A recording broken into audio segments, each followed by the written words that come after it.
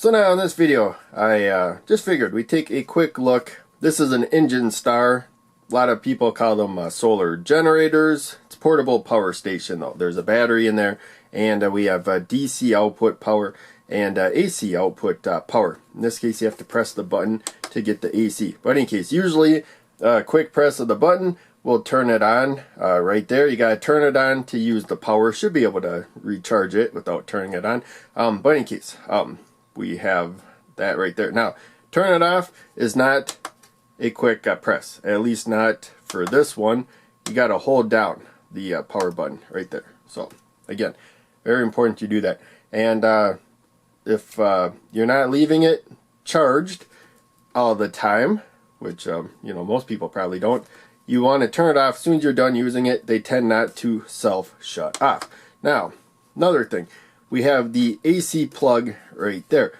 Some also have a DC button, but we got this little button. I don't know how well it's gonna, I can barely see it in person, so it's not gonna show up on camera, but it says AC right on there. So it looks like we're ready to power with DC, but you have to press the button right there to get AC output. So if you plug something in and it's not getting any power, good chance you didn't press that AC button. Now there's an inverter there inside of here that is using power right now, even though it's not showing any power usage. So this is going to drain the battery faster than just the display.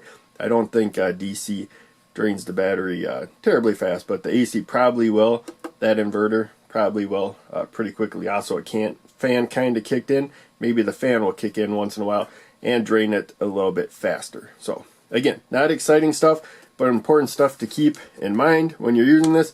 And again, when you're done using it, make sure you turn the power off. And I have it tilted like that because it looks like the display is not as bright, even looking forward on, as if you're looking down a little bit, which makes sense because you probably have this lower than eye level most of the time when you're really using it. So now on the back of the power station, we have a lot of important information right here. There's also a manual right here with more detailed information.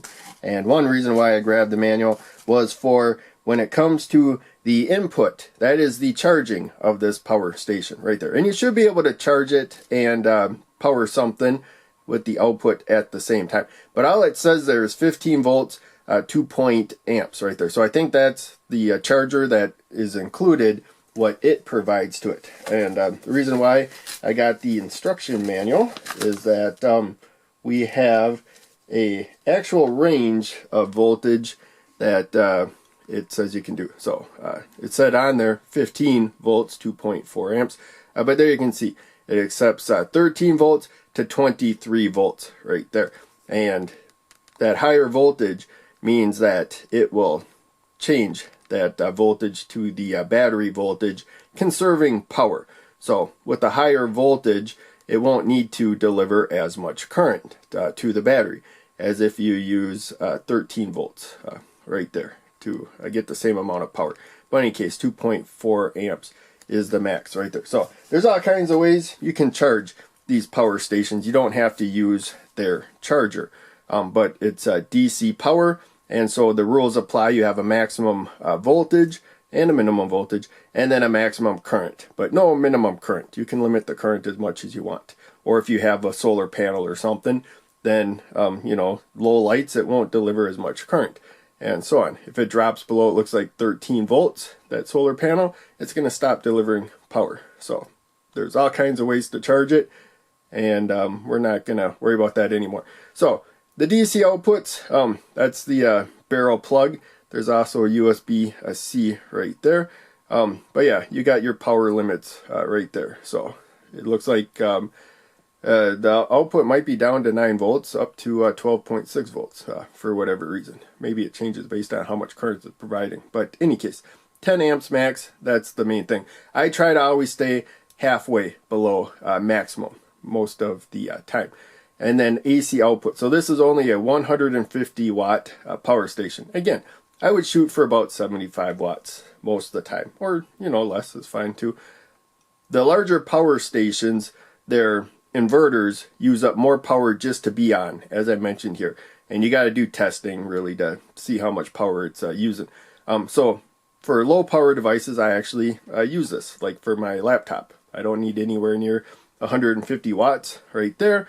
And my larger power stations, they might use just as much power to keep the inverter going as my device uses. So they're kind of wasting more energy. So that's one reason why I like having smaller ones of these solar generator, portable power stations, whatever you want to call them, versus a larger one. And then USB-C. So we got 5 volts, 3 amps, and the USB one, so that should be USB-A right there. 5 volt, 3.1 amps, that's total though. So if you got two devices that need 1.5 amps, you already maxed it if you're using both plugs right there. Or if one needs 1 amp and the other one needs 2 amps, and so on. If you have a device that needs 3 amps of current, do not power anything else with this particular power bank. The battery is lithium ion right there. We got that on the back as well. And it shows you the voltage. They say 3.7, some of them say 3.6, but when you do the math, it looks like you got a little bit more stored power if you use 3.7 volts. That's the main reason why I see those two number discrepancies. I haven't seen that some battery types actually have just a little bit more voltage than the other ones, or so on. It's just you can get away with saying either 3.6 or 3.7, and it's a 42,000 milliamp hour battery. So you multiply those two numbers together and you get the watt hours. So what that means is if you're powering a device at 155 watts, which is a little bit more than the maximum right there. But in any case, that means that battery can provide that much power for 1 hour. If you cut it in half, you got like 75 point whatever it is watts that you're using. You'll be able to power it for about 2 hours, and so on. Again, there's the inverter that's using up power and stuff, so you may not get as much. This is also an older power station. Its capacity has probably gone down over time, and so on. Plus the display uses a little bit of power and all that. Don't do this mathematical formula and be like, I'm going to need to power a device for 2 hours, so I got 2 hours of power stored here. That's what I'm going to get, you know. Always oversize. So now, those power limitations are probably boring, but important to know. So I'm going to keep that in the video. And so in any case, there's where we got our USB-C. I should have turned the power off. Again, we're just wasting power. Very easy to leave the power on right there. So I actually set these power stations where I can see them for a while before I store them, just to make sure that I didn't leave power on, and the display will be on when the power's on. But yeah, there's our USB-C right there. So that's where we saw the, I believe, 3.1 amp limit right there for the USB-C. But yeah, that's what we got for both of the other USB inputs right there. And we got that 12 volt, and that one, what did that one say? That said like 9 to 12.6 volts with the 10 amp max. So I would limit it to 5 amps total, you know, but you can go up a bit, you know, you'll probably be fine. And there's our input. So on the back, it said the 15 volt, 2.4 amp, and on the instruction manual, it was 13 volts to 23 volts at 2.4 amps. So that's what's more important to remember than the 15. So in any case, let's get a basic use. So here is my power supply that I use in a lot of my videos, and I think that's about as good as we're going to do for the lighting situation right there, where it's not too obnoxious. So I already got it set to 12 volts. This can go up to 3.75 amps of current. And this particular power supply, it has a current limit. There you can see 30 volts. So somewhere around about 45 watts of power maximum right there. So it's no more than a third of what this power supply can provide. So it's perfectly safe to get the maximum power out of this power supply that I can, although I'm not going to. So we will turn the power on right now. In fact, we can leave it off first. But yeah, if I unplug the power supply from my 6-way right there, of course power is going to cut out. Then I plug it into the unit. It's not going to turn on until I turn the power on, and there's no AC out right now. It just says DC. till I press the AC button. So again, not complex stuff, but important to remember. These small little details can mess you up. If you're wondering why you're not getting power out, maybe the power supply is not on, maybe it's not set to AC when you want AC power, and so on. So yeah, now we got 12 volts, 3.75 amps. So there you can see, it's using up about 2 watts of power to do whatever all it is doing right there. That may just be the display. May not really be doing anything else. So here I have a 6 ohm and 50 watt resistor. Can dissipate a lot of power. It's going to get extremely hot. I'm not going to hold this one in my hands at all right there. So I plug it in. I can actually probably just hold this in the air right there. Yeah, that's probably okay. So I was going to use a screwdriver, or not a screwdriver, pliers, a semi-needle nose pliers to hold the metal tab right there.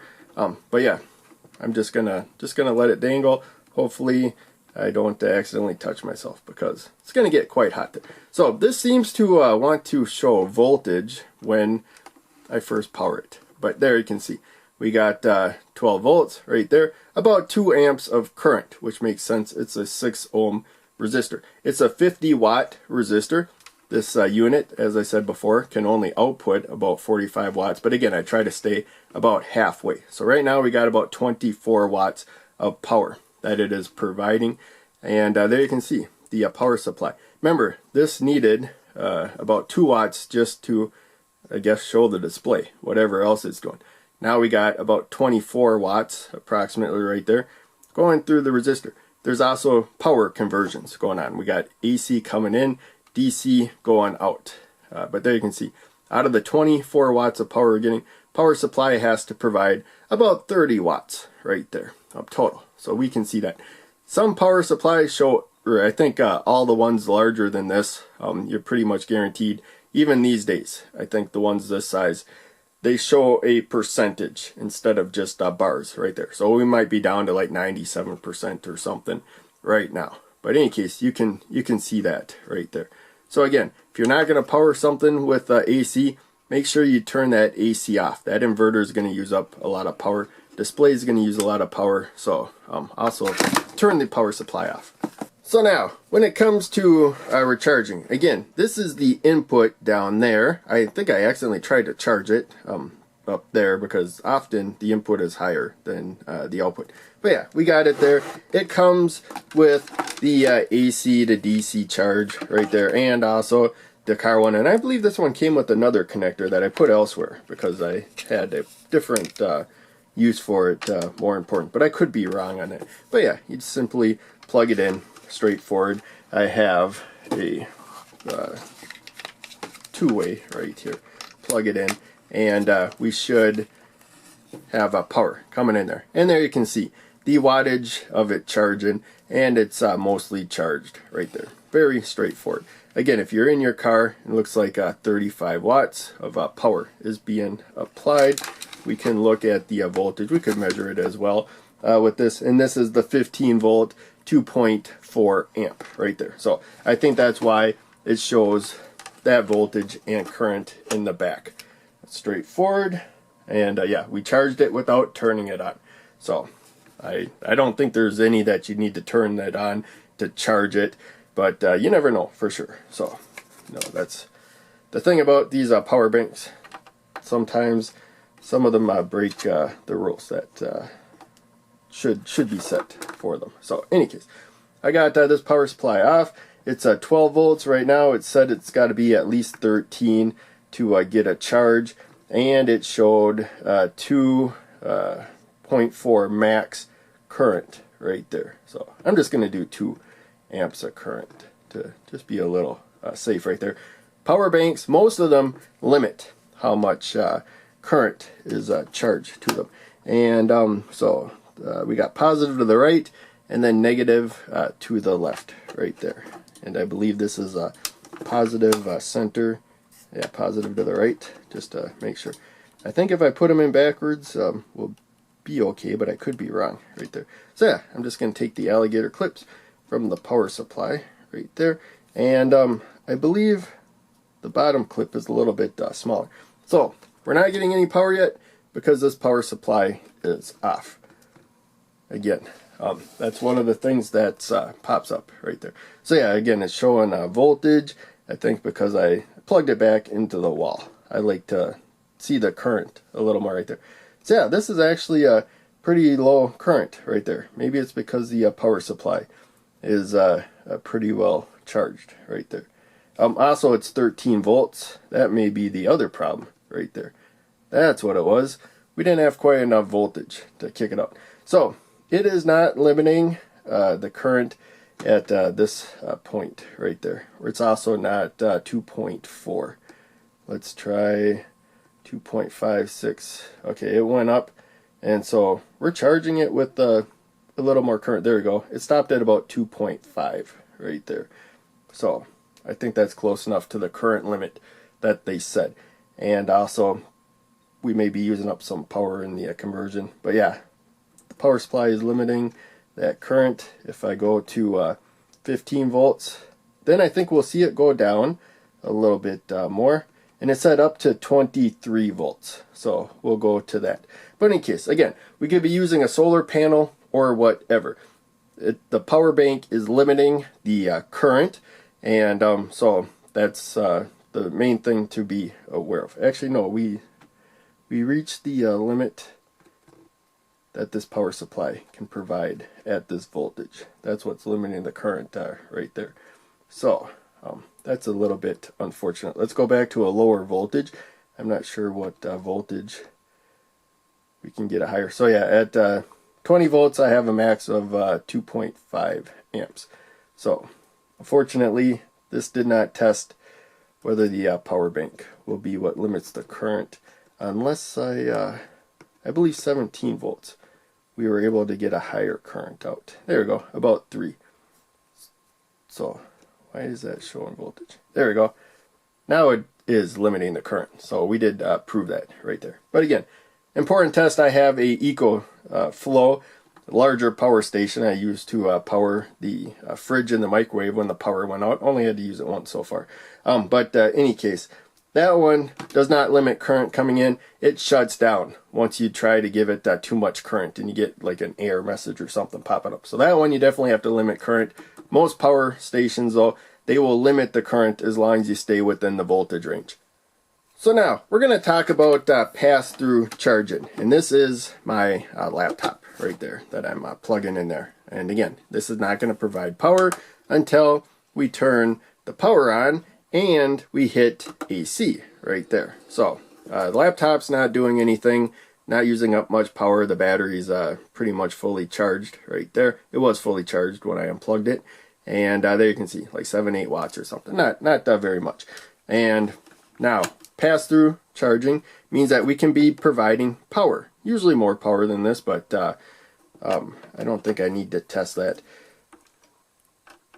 how much power it can be providing at the output while you charge it. But in any case, I think the vast majority of the time you're not using up too much power. Both the charging and the discharging creates heat, and so you may come to a point where you create a little too much heat. But there you can see we're using about no more than 10 watts of power right there out of the AC jack, and we got about 40 amps of power coming in right there. 17 volts at a little bit more than 2 amps of current right there. So that's what pass-through charging is. You're able to charge it while you are powering a load. So this can be kind of like a UPS system. If we keep this plugged into the outlet right there, and the outlet goes out, the converter, turning it into DC. If that output, the house loses power or whatever, this stops charging, but it can still provide power. And then when the power of the house kicks back in, then it will start charging again on its own right there. So that's one way we could extend battery life without having to do any extra work. This will always keep the laptop powered, and it will charge as long as you got household power right there. Household power goes out, then the battery is all that will provide the power, but it's instant right there. So now these smaller devices are also good for DC, of course. So I'm going to plug this into one of the DC plugs. This does not have polarization. Otherwise, I would have to be kind of careful which one I put. There we go. It's quick press, turn on, long press, turn off. And so, yeah, they're kind of finicky with what you do. But in any case, there we go. All I have to do is plug that in, and we will get DC or light out of it. And yeah, I'm surprised it is not showing a wattage for that DC output. I also tried this plug, but maybe the wattage was too low for that light. So maybe that was a problem. Here, I got a fan right there. Now, this is a USB fan. It has a battery in it right there. You can't remove it. Some of them you can. But in any case, it's a USB. It's got a micro USB coming in, and the plug over here is just a regular USB. So it doesn't matter which one I plug it into. It shouldn't. There you go. When I had in the lower one, I got the number, but I'm reshooting the scene. And there you can see the wattage. So I know that fan sounds really annoying on camera. Not too bad in person. But in any case, when the power went out, I actually used this fan because it was summertime right there. And, you know, it wasn't as nice as AC, of course, the air conditioning, but really wasn't terrible when I didn't have AC as an option. I didn't have enough stored power for that. I used one of these power banks, so just a USB-C right there.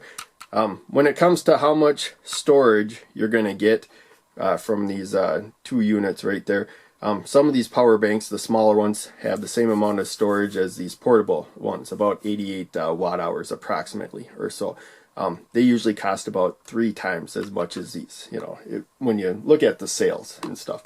And you make sure you get quality ones. Some of them lie about their capacity out right there. So, again, I use this for like the fan. I use this in my larger power stations because this one ran out of stored charge for my laptop. And then an even larger one for the fridge and so on. So I recommend that kind of system. Get your smallest basic needs first, and then like your entertainment, laptop, maybe TV or something, PlayStation, whatever you got. Get power stations that can power those, whatever you're going to need for like entertainment. And then when it comes to keeping your food safe and stuff, the fridge, it's a good idea to have stored power just for that, in my opinion, right there. You step up, but yeah, you can start with these, especially if you're like me and I work where I'm on my phone all the time and stuff, my Kindle. I keep them recharged, but now I also got chargers. I plug them in. I don't depend on them, but I still have backup USB.